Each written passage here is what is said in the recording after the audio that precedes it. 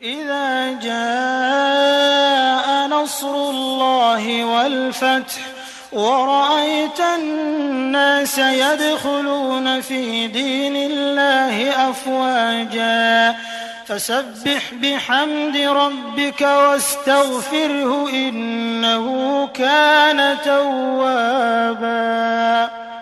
السلام عليكم ورحمة الله وبركاته.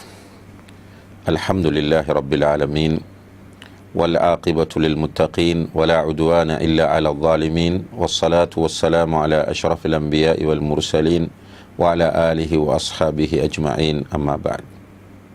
அன்புள்ள சகோதர சகோதரிகளே, அல்லாஹு தஆலாவுடைய அன்பு ஒரு மனிதனுக்கு கிடைத்துவிட்டால் அவன் மிகப்பெரிய பாக்கியசாலியாக கருதப்படுவான். அல்லாஹ் ஒரு அடியானை நேசித்தால் உடனே தான் அவரை நேசிப்பதை ஜிப்ரீல் அலைஹிஸ்ஸலாம் அவர்களிடம் சொல்லிவிடுவான். ஜிப்ரீல் அலைஹிஸ்ஸலாம் அவர்களும் அவனை நேசிப்பார்கள். மட்டுமல்ல, ஜிப்ரீல் அலைஹிஸ்ஸலாம் அவர்கள் வானத்தில் உள்ள அத்தனை மலக்குகளையும் அழைத்து சொல்லுவார், இந்த அடியானை அல்லாஹ் நேசிக்கிறான், நானும் நேசிக்கிறேன், நீங்களும் நேசியுங்கள். மலக்குகள் எல்லோரும் அந்த மனிதனை நேசிப்பார்கள். அல்லாஹு அக்பர். மலக்குகள் எல்லோரும் நேசிக்க ஆரம்பித்ததும் பூமியிலே நல்ல மனிதர்களிடத்தில் அவனுக்கு ஒரு அங்கீகாரம் எழுதப்படும் என்று நபி ஸல்லல்லாஹு அலைஹி வஸல்லம் அவர்கள் சொல்கிறார்கள். இந்த அல்லாஹுடைய அன்பு நம் எல்லோருக்கும் கிடைக்க வேண்டும். அல்லாஹுடைய அன்பு நமக்கு கிடைக்க வேண்டும் என்றால் அல் குர்ஆனிலே அல்லாஹு தஆலா சில செயல்களை நமக்கு அடையாளப்படுத்துகிறான். அந்த செயல்களை நாம் செய்யும்போது நிச்சயமாக அல்லாஹ் நம்மை நேசிப்பான்.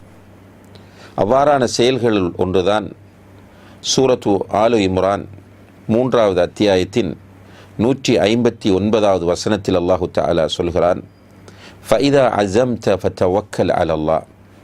நீ உறுதியான முடிவெடுத்தால் அல்லாஹ்வின் மீது தவக்குல் வைத்துவிடு. ஏனென்றால் இன்னல்லாஹ யுஹிப்புல் முத்தவக்கிலீன். தவக்குல் வைக்கக்கூடியவர்களை நிச்சயமாக அல்லாஹ் நேசிக்கிறான் என்று அல்லாஹு தஆலா இந்த வசனத்திலே கூறுகிறான். இப்போ அல்லாஹ்விடத்தில் நாம் அன்பை பெற வேண்டுமென்றால், அவன் நம்மை நேசிக்க வேண்டுமென்றால் நம்மிடத்திலே தவக்குல் என்ற செயல் வர வேண்டும். தவக்குல் என்பது அன்புள்ள சகோதர சகோதரிகளே, நம்முடைய உள்ளத்தால் நாம் செய்யக்கூடிய ஒரு அமலாக இருக்கிறது. இதை அரபியிலே அமல் கல்பி என்று சொல்வார்கள். நம்முடைய உள்ளத்தால் நம்ம செய்யக்கூடிய மிக பிரதானமான ஒரு சிறந்த அமல்தான் தவக்குலாக இருக்கிறது. அதாவது சிம்பிளாக இதை சொல்வதாக இருந்தால், சிதுகு இஅ்திமாதில் கல்பி அலல்லாஹி அஸ்ஸ வஜல் ஃபி இஸ்திஜ்லாபில் மசாலிஹி வ தஃஇல் மதாரி மின் உமூரி துன்யா வல் ஆஹிரா குல்லிஹா. ஒரு அடியான் நன்மைகளை பெற்றுக்கொள்வதிலும் தீமைகளை தவிர்த்து கொள்வதிலும், அது இம்மையோடு தொடர்பானதாகவும் இருக்கலாம், மறுமையோடு தொடர்பானதாக இருக்கலாம். இதில் ஒரு நன்மையை பெறுவதாக இருந்தாலும் அல்லது ஒரு தீமையை தவிர்த்து கொள்வதாக இருந்தாலும் உண்மையாக அல்லாஹ்வின் மீது அவனுடைய உள்ளம் தங்கி இருப்பது தான் தவக்குலாகும். இப்போ உள்ளத்தால் அல்லாஹ்வின் மீது பூரணமான நம்பிக்கை வைத்து கொண்டிருப்பது. அன்புள்ள சகோதர சகோதரிகளே, இந்த தவக்குலை அல்லாஹ் குர்ஆனில் பல இடங்களிலே வலியுறுத்துகிறான். வஅலல்லாஹி ஃபல்யதவக்கலில் முஃமினூன். மூமின்கள் அல்லாஹ்வின் மீது மாத்திரமே தவக்குல் வைக்கட்டும் என்று சொல்கிறான். உண்மையிலே இந்த தவக்குல் என்ற வணக்கத்தை நம்மில் நிறைய பேர் சரியாக புரிந்து கொள்ள மறந்து விட்டோம் அல்லது தவறிவிட்டோம். இதனால் ஒரு சிலர் முழுக்க உலகத்திலேயே தங்கியிருக்கக்கூடிய நிலை உருவாகிறது. குழந்தை வேண்டுமென்றாலும் உலகத்தில் தான் தங்கியிருக்கிறார்கள். டாக்டர்களிடமும் அல்லது அவர்களுடைய முயற்சிகளிலும் மாத்திரமே தங்கியிருக்கிறார்கள். பணம் சம்பாதிப்பதாக இருந்தாலும் உலக விஷயத்திலேயே தங்கியிருக்கிறார்கள். அல்லது நோய் வந்தாலும் மருந்து டாக்டர் என்று அவர்களிலேயே தங்கிவிடுகிறார்கள். இது ஒரு வகையான ஷிர்காகும். ஒரு அடியான் இவற்றையெல்லாம் சபபுகளாகத்தான் பார்க்க வேண்டும். சபப் என்றால் காரணிகளாகத்தான் பார்க்க வேண்டுமே தவிர அதிலே தங்க முடியாது. உணவு தருபவன் யார் என்றால் அல்லாஹுதான். நோயை குணப்படுத்துபவன் யார் என்றால் அல்லாஹுதான். குழந்தை பாக்கியத்தை தருபவன் யார் என்றால் அல்லாஹுதான். பதவிகளை தருகிறவனும் அல்லாஹுதான். பதவிகளை பறிக்கிறவனும் அல்லாஹுதான். மகிழ்ச்சியை தருபவனும் அல்லாஹுதான். மகிழ்ச்சியை போக்குகிறவனும் அல்லாஹுதான். எனவே முயற்சி செய்து கொள்ளுகிற அதே நேரத்தில் அல்லாஹின் மீது நம்முடைய உள்ளம் தங்கியிருக்க வேண்டும். எக்ஸாம் எழுத போகிற ஒரு மாணவன் முழுக்க படித்துவிட்டு படிக்கிற போதும் படித்து முடித்த பிறகும் அவனுடைய உள்ளம் அல்லாஹோடு தொடர்பாக இருக்க வேண்டும். படித்து முடித்த ஒரு பட்டதாரி தொழில் தேடுகிற போது அவனுடைய சர்டிஃபிகேட்டிலும் அவன் படித்திருக்கிற அந்த கல்வியிலும் நம்பிக்கை வைக்கக்கூடாது. சர்டிஃபிகேட்டையும் கல்வியையும் எடுத்துக்கொண்டு செல்கிற அதே நேரத்தில் அவனுடைய உள்ளம் அல்லாஹில் தங்கியிருக்க வேண்டும். இப்படி அவனுடைய உள்ளம் முழுக்க அல்லாஹின் மீது தங்கி இருப்பது தான் தவக்குலாகும். மனைவியோடு தாம்பத்தியத்தில் ஈடுபடலாம், ஆனால் குழந்தையை தர வேண்டும் அல்லாஹ். குழந்தை கன்சீவ் ஆவதற்கு தாமதமானால் உள்ளம் அல்லாஹ்வில் தங்கி இருக்கிற நிலையில் டாக்டர்களிடத்தில் போவதில் குற்றமில்லை. ஆனால் டாக்டர்கள்தான் என்ற நிலைக்கு வரும்போது அங்கே ஷிர்க் ஏற்படுகிறது. அல்லாஹ் பாதுகாக்க வேண்டும். இந்த தவக்குல், அதாவது காரண காரியங்களை மேற்கொண்ட நிலையில் அல்லாஹின் மீது நம்முடைய உள்ளம் தங்கியிருக்கிற அமைப்பில் நாம் செயற்பட்டால் நிச்சயமாக நமக்கு வாழ்க்கையில் ஒரு ரிலாக்ஸேஷன், ஒரு அமைதி ஏற்படும். கிடைத்தாலும் அமைதி, கிடைக்காவிட்டாலும் அமைதி கிடைக்கும். ஏனென்றால் நாம் செய்ய வேண்டிய கடமையை சரியாக செய்கிறோம், முயற்சி செய்கிறோம், அல்லாஹின் மீது நம்பிக்கை வைத்திருக்கிறோம். அவன் தரவில்லை என்றால் நிச்சயமாக அதில் ஒரு நலவு இருக்கிறது என்பதுதான் அர்த்தமாகும். குழந்தை கிடைக்க தாமதமாகிறது, நிறைய முயற்சி செய்கிறோம், குழந்தை கிடைக்கவே இல்லை. விரக்தி அடைய தேவையில்லை. அல்லாஹ் நிச்சயமாக அதில் ஒரு நலவை வைத்திருப்பான் என்பதை நம்முடைய உள்ளம் சொல்லும். ஆனால் பெரும்பாலும் அல்லாஹின் மீது தவக்குல் வைக்கிறவர்களை அல்லாஹ் கைவிடுவதில்லை. ரசூல் ஸல்லல்லாஹு அலைஹி வஸல்லம் அவர்கள் இதை மிக தெளிவாக சொன்னார்கள்.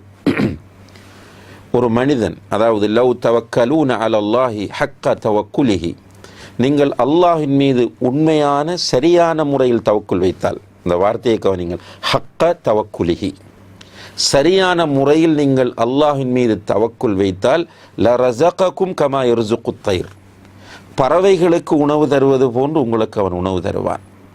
பறவைகள் காலையிலே கூட்டிலிருந்து வெளியேறுகிற போது எந்த ஆஃபீஸில் வேலை செய்து, எந்த ஃபேக்ட்ரியில் தொழில் செய்து கிடையாது.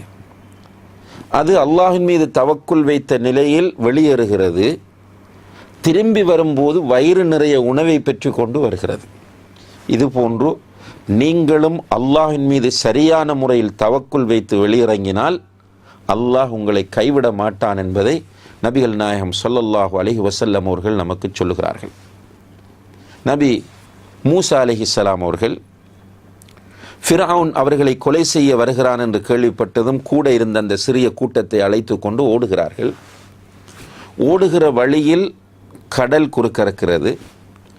கடல் வந்ததும் நிற்கிறார்கள், ஓட முடியாது. ஏனென்றால் கடல் திரும்ப பின்பக்கம் நோக்கி வரவும் முடியாது. காரணம், ஃபிரௌன் அவர்களை துரத்தி வந்து கொண்டிருக்கிறான். இந்த நேரத்தில் ஈமானில் பலவீனமுள்ள ஒரு சிலர் சொன்னார்கள், மூசாவே இன்னால் அமுதுரகுன், நாம் வசமாக மாட்டிக்கொண்டோம் என்றார்கள். ஆனால் ஈமானை, அகீதாவை புரிந்த மூசா அலைஹிஸ்ஸலாம் அவர்கள் சொன்னார்கள், கல்லா இன்னம ரப்பி சயஹ்தீன், நிச்சயமாக என்னுடைய ரப் இருக்கிறான், அவன் எனக்கு ஒரு வழியை காட்டுவான் என்றார்கள். அல்லாஹ் வழியை காட்டினான். கையில் இருக்கிற தடியினால் கடலில் அடிக்கச் சொன்னான். கடல் பிளந்தது என்று குர்ஆன் நமக்கு சொல்கிறது. இதற்கு முன்னர் நபி இப்ராஹிம் அலைஹிஸ்ஸலாம் அவர்கள் தௌஹீதை பிரச்சாரம் செய்கிறார்கள், சிலைகளை உடைத்தெறிகிறார்கள். ஊர் மக்கள் அவர்களை கண்டுபிடித்து விட்டார்கள். எனவே அவர்களுக்கு கொடுக்கிற தண்டனை என்ன?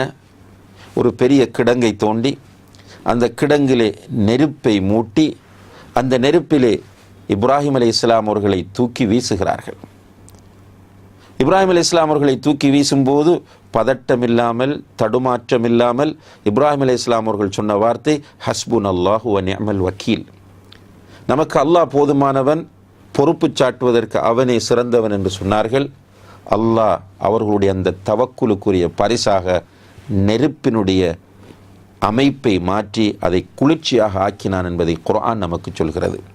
எனவே அன்புள்ள சகோதர சகோதரிகளே, தவக்குல் என்ற இந்த அமல் கல்வியை சரியான முறையில் புரிந்து நாம் அல்லாஹின் மீது மாத்திரம் தவக்குல் வைத்தால் இந்த உலகத்தில் அல்லாஹுடைய உதவியினால் வெற்றி கிடைக்கும். அதே நேரத்தில் ரப்புல் ஆலமீன் நம்மை நேசிப்பான். எனவே அல்லாஹுடைய நேசம் வேண்டுமென்று விரும்புகிறவர்கள் சின்ன விஷயமாக இருந்தாலும் பெரிய விஷயமாக இருந்தாலும் அல்லாஹின் மீது தவக்குல் வைத்து அதன் அடிப்படையில் செயற்படுவதற்கு முயற்சிக்க வேண்டும். எல்லாம் வல்ல அல்லாஹு தஆலா அதற்கு நம் எல்லோருக்கும் தௌஃபீக் செய்வானாக. வ ஆஹிரு தஅவானா அனில் ஹம்துலில்லாஹி ரப்பில் ஆலமீன். வஸ்ஸலாமு அலைக்கும் வரஹ்மத்துல்லாஹி வபரகாத்துஹு. இந்நிகழ்ச்சியை பற்றி உங்கள் கருத்துக்களை மக்கள்மடல்@gmail.com என்ற மின்னஞ்சல் முகவரிக்கு அனுப்பி வையுங்கள்.